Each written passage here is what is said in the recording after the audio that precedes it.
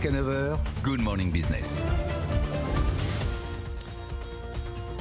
Toujours en direct de Marseille, il est 7h21, nous sommes toujours dans le Palais de la Bourse avec la Chambre de commerce et d'industrie et les acteurs de l'économie marseillaise, de l'économie mondiale. Marseille, Texas, avec vous Fabrice Cocchio, vous êtes le président d'Interxion pour la France, Bonjour. Groupe racheté par des Texans mais qui font de Marseille un de leurs pôles de développement. On va voir pourquoi et nous sommes aussi avec Yann Deslongchamps, le directeur d'EDF Méditerranée.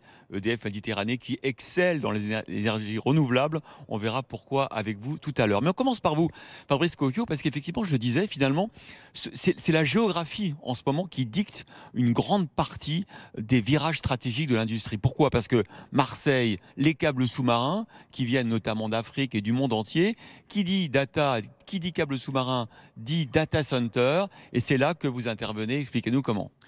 Nous avons la chance et le plaisir d'être le leader européen et mondial des data centers. On gère un peu plus de 295 data centers dans le monde, dans les 50 villes qui comptent, c'est-à-dire les villes dans le monde qui sont les hubs de concentration, de création de données, d'échange de données, où se crée la valeur.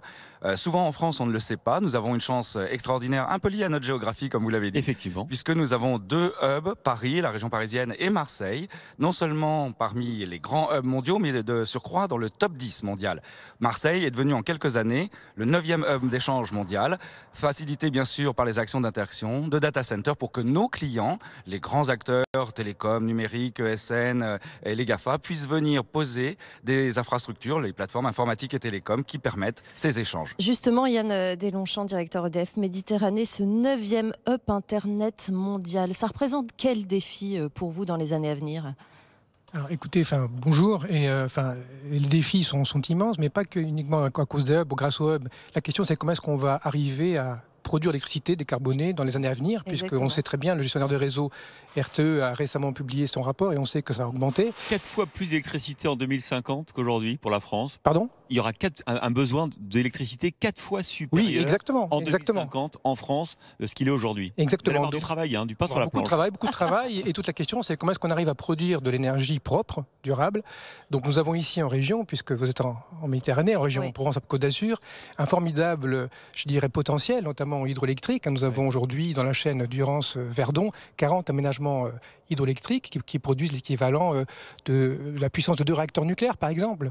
Donc ici, nous avons du soleil, évidemment, nous avons du vent, mais nous avons aussi la mer. Bien sûr. Et nous avons un très beau projet qui s'appelle Massileo et qui d'ailleurs fait le lien avec le projet Interxion, qui consiste à aller capter des calories de la mer pour pouvoir développer des installations de production de réseaux de chaleur, de froid et de chaud. Alors votre projet il est génial parce qu'effectivement vous devez refroidir vos data centers, vous utilisez effectivement l'eau qui vient en partie de la Durance je pense, ou en tout cas de nappes phréatiques, et vous allez les réchauffer pour refroidir et vous allez utiliser cette énergie, cette eau réchauffée à 30 degrés, peut-être pour les réseaux urbains.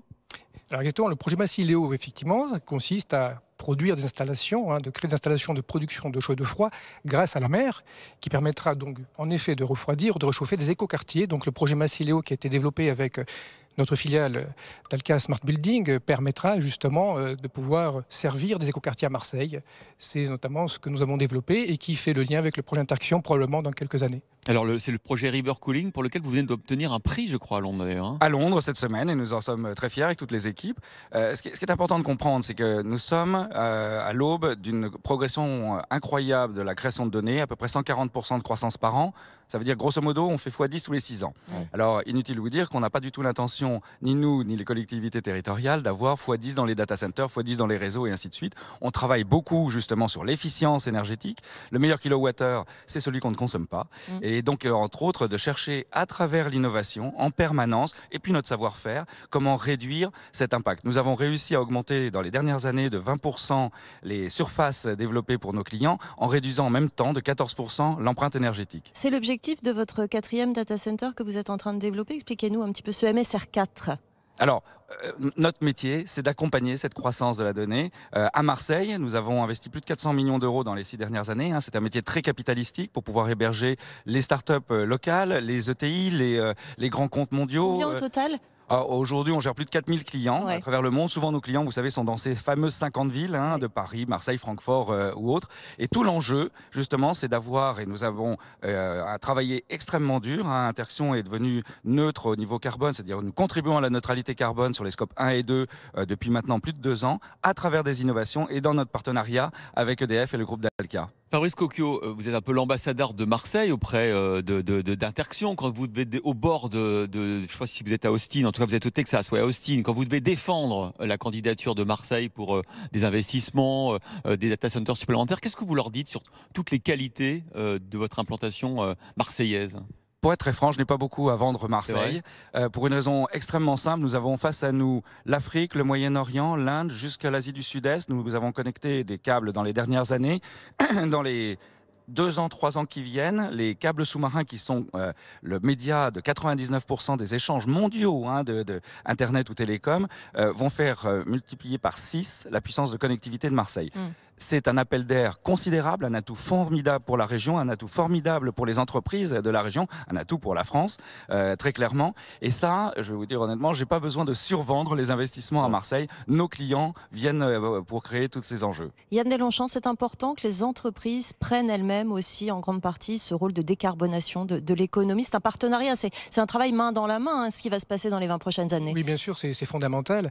Alors déjà, pour préciser, EDF ici est un acteur majeur et qui a pour ambition de pouvoir accompagner les clients particuliers, professionnels et les collectivités dans, je dirais, ce double enjeu qui est à la fois de réduire les émissions pour pouvoir répondre à l'urgence climatique, mais c'est aussi de pouvoir accompagner nos clients dans leur développement économique, dans la recherche de compétitivité, d'attractivité.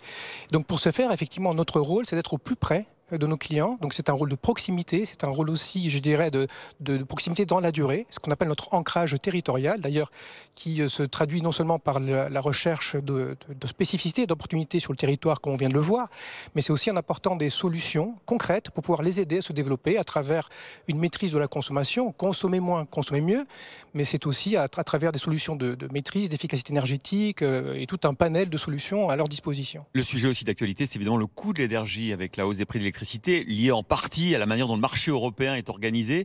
Est-ce que vous êtes confiant sur les 10-20 prochaines années? On va beaucoup investir en France dans le nucléaire, dans les énergies renouvelables pour fabriquer plus d'électricité.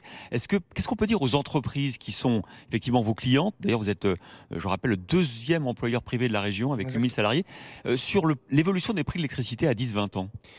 Alors, on était sûr que vous avez posé cette question sur les prix de l'électricité. Évidemment, c'est un sujet aujourd'hui qui préoccupe les marchés. On n'a jamais connu une telle volatilité. Et c'est évident, et on sait très bien que la principale raison découle de la croissance économique mondiale qui tire encore une fois les prix vers le haut, c'est la tension offre-demande.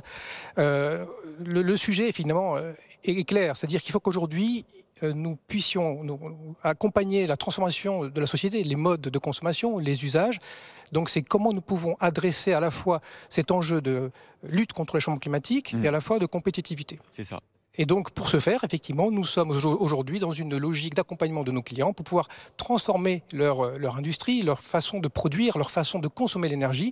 Et c'est ce qui fera qu'ils seront plus efficients, plus efficaces, qu'ils paieront moins de factures, enfin que la facture sera moins élevée, et qu'on pourra donc à la fois adresser l'enjeu de compétitivité et d'enjeux climatiques. Merci beaucoup. Merci messieurs. Yann Deslongchamps, directeur EDF Méditerranée, Fabrice Cocchio, président d'Interaction France. Merci d'être venu sur notre plateau.